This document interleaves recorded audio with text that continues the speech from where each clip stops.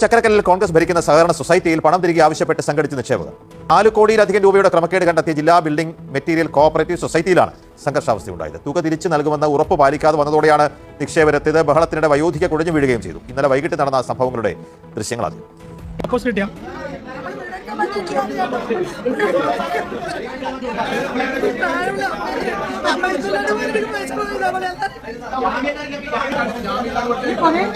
സഹകരണ വകുപ്പ് പരിശോധനയിൽ 4 കോടിയിലധികം രൂപയുടെ ക്രമക്കേട് നടന്നുവെന്ന് കണ്ടെത്തിയിട്ടുള്ള സഹകരണ സൊസൈറ്റിയാണ് ചക്കരക്കല്ലുള്ള ജില്ലാ building material cooperative society. Congress ആണ് ഇത് ഭരിക്കുന്നത്. KPCC അംഗം മുഹമ്മദ് ഫൈസലാണ് ഇതിന്റെ പ്രസിഡന്റ്.